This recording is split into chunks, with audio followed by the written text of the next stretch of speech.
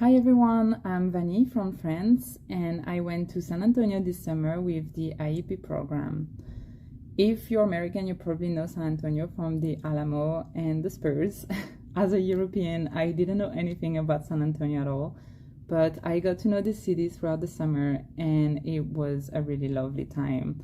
I really enjoyed it. It's very rich culturally. It's also the seventh biggest city in the US, although it is very spread out. So the city center, which is also called downtown, is actually not that big. And many San Antonians will tell you that it is a big city with small town vibes, which I can understand now. This summer I have worked at the San Antonio Mission National Historical Park.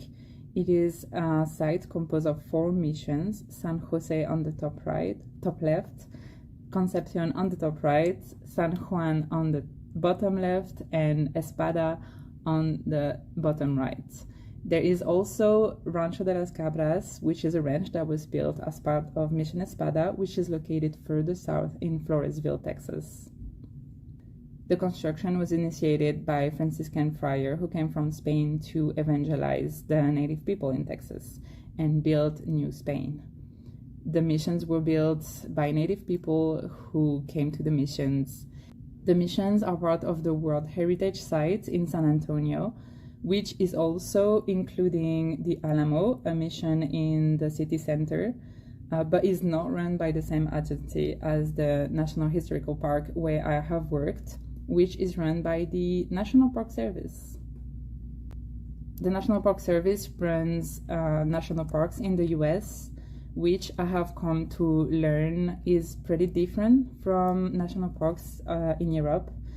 I got to learn that in the US, the notion of heritage really includes cultural significance within landscape, making it cultural landscape for the most part. And that is what is the case with the Mission National Historical Park. So whereas in Europe, such a site, which is mainly buildings, would have been purely cultural, in the US, this is considered a park because they do not see only the cultural significance, they also see the landscape that comes with it. So for example, a big part of the missions is the acequia, which are the canals that were built when the missions were built to irrigate the crops. And so the National Park Service is not only going to preserve the buildings, they're also going to preserve the landscape that comes with it. That includes the flora and fauna and the acequias and basically all the landscape surrounding the missions to keep their integrity. My main project with the National Park Service was documenting the library. So there had been a change of staff and both the online library and the physical library in our office needed a tidying up. So with my supervisor, Alison, we built Excel sheets according to the missions and according to the type of resources, so natural resources or historical structure or archaeology, etc. And I went through the whole central library online, documented all the various files into their categories so that now it will be easy to access and to look for whenever someone needs something to research about the park. I then did this with the physical office once I was done with the central library and organized the shelves in the same manner that I had organized them online and then documented them.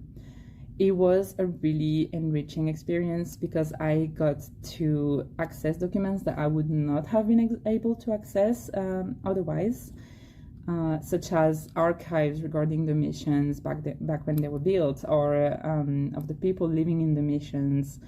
I also got to access the documents when the National Park Service purchased the place and inscribed it on the National Register of Historic Places.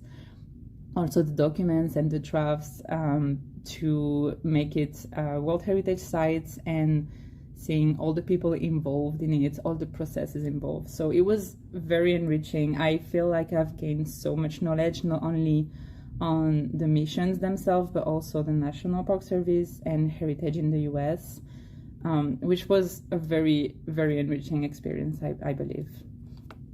On top of this project, because my supervisor was the best, she wanted me to make the most out of this internship, and I've got to have a various array of experiences within the park. So For example, I shadowed the Mason team who were restoring the historical wall of San Juan, or I've got to shadow the interpretation team, so the park ranger who are guiding and giving information about the sites to visitors. And I had the chance to learn how to loom on a 150 years old loom, which was a pretty fun experience. And in the center, you will see the poster for There's a Story Here, which is a project that basically stemmed from interns collaboration. So I was living with two other interns from the IEP program, and one of my roommates, Niloufar, that you will see later. She was working with the Office of Historic Preservation, and she was telling me about her project working with a story map that the Office of Historic Preservation has, that basically catalogs stories online and make them accessible to anyone on a digital map. And that could have been anyone's stories, basically, regarding San Antonio, any sort of fact or personal story or piece of history of San Antonio. And so I thought that it could be a good idea for the World Heritage Festival, as my supervisor had earlier told me that they were thinking of a way to include the descendant community of the missions in the World Heritage Festival that was going to happen in San Antonio. That is actually happening this week. And she had come to me because she knows that I really enjoy working with communities in heritage and making it accessible to everyone. So she told me that if I had any idea, I could come to her. And I proposed this. She really enjoyed the idea, the head of interpretation as well.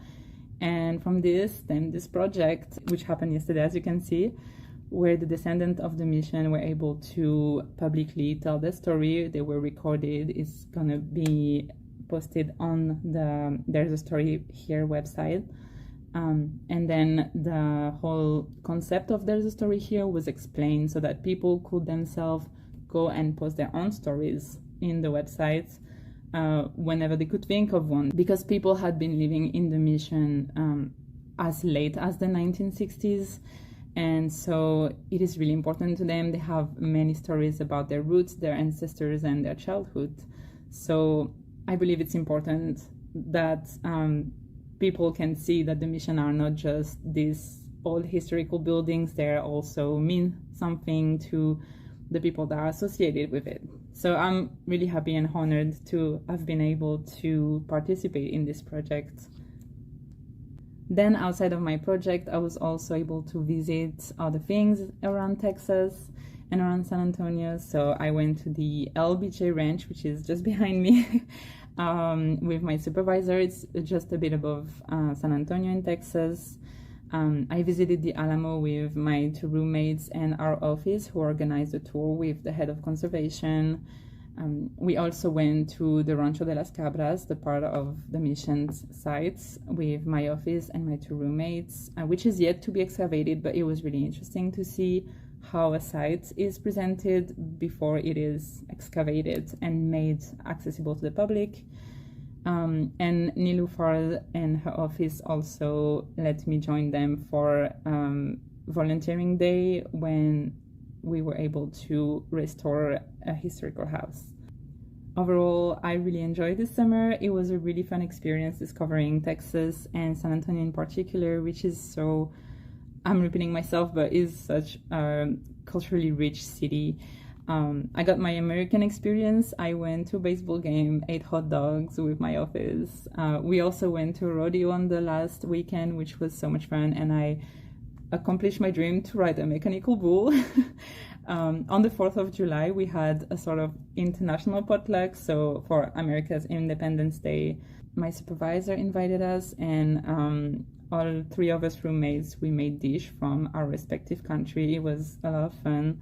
I also got to try all the amazing food in San Antonio, which is also a city of gastronomy, and I'm really going to miss the Tex-Mex foods. I'm also going to miss the ride by the river walk on the bicycle. It was a lot of fun. San Antonio is a really beautiful city. I just wish it wasn't 105 degrees Fahrenheit, 42 degrees Celsius in the summer, but we found a way to make it enjoyable. Overall, I would just like to give thank you to everyone who made this internship possible. So, of course, World Heritage USA with your amazing IEP program. I am so grateful that I have been selected and allowed to participate in this amazing exchange. I've learned so much about heritage and heritage in the US. I feel like it really helped me define what I wanted to do in my career. Then, of course, I would like to thank again the National Park Service staff who has really gone out of their way to make my internship the best ever and make me gain as much experience as I could.